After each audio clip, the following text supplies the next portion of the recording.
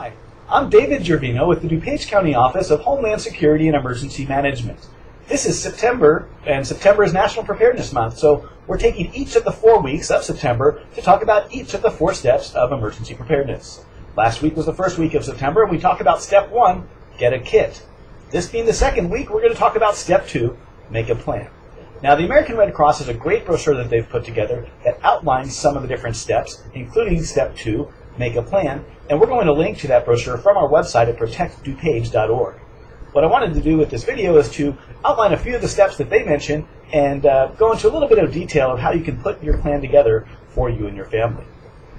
The first thing to do is to involve your entire family in putting together the plan. So involve your children, involve others who live with you, and sit down to discuss and prepare how you'll respond to emergencies that are most likely to happen where you live, work, and play. You want to identify responsibilities for each member of your household and plan to work together as a team.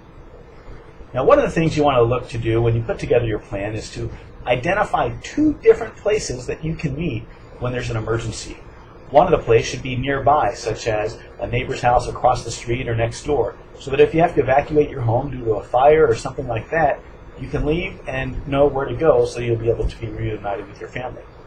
The second meeting place should be a little bit further away. It should be out of your neighborhood, so that if something were to happen and your entire neighborhood were inaccessible, you would all know where you could go to be reunited. So we encourage you to identify those 2 meeting places, one nearby and one a little bit further away. Similarly, you want to identify an out-of-area contact person. We've seen with various disasters that have occurred that oftentimes local phone lines are overwhelmed and you're not able to make a call from one place in the municipality to another, but calls do go through if you're trying to make an out-of-state call.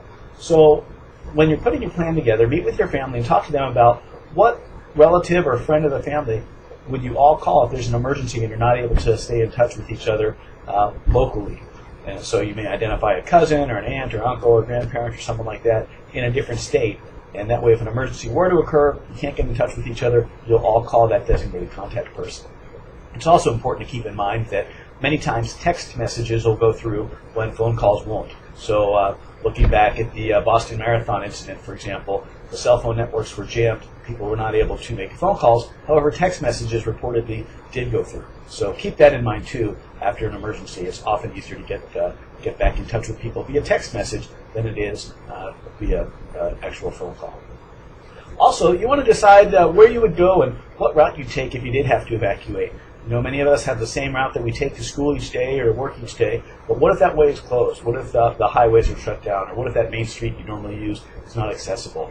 Think about some alternate routes, because it's easy to think of that stuff now, but in the middle of a disaster with all the different stress and other things going on, it's a little bit more difficult to think outside of the box. So that's why it's really important to have a plan.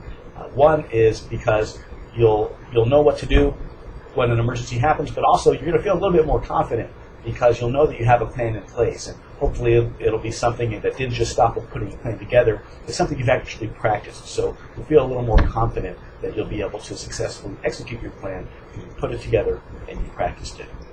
Also, make sure you prepare for your pets. You know, we talked about last week the emergency supply kit and making sure you include enough water and food and other supplies for your pets. Similarly with planning, prepare for your pets so that if there's an emergency and you have to evacuate or you're going to be out of your house for a while, find out, is there some place that you could take your pets? Is there some trusted friend or relative you could leave your pets with? Is there somewhere you could go where you'd be able to bring the pets with you? Because oftentimes in shelters, emergency shelters, you're not allowed to have pets there. So it's good to make sure you have a plan for your pets.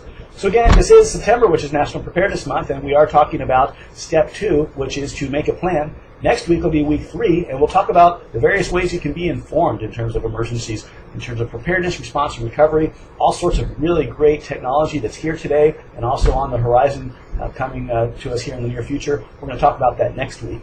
For now, please take a look at the links that we put up for you on protectdupage.org, and we look forward to seeing you next week in our 3rd installment of this 4-part series. I'm Dave Gervino with the DuPage County Office of Homeland Security and Emergency Management, encouraging you to be prepared.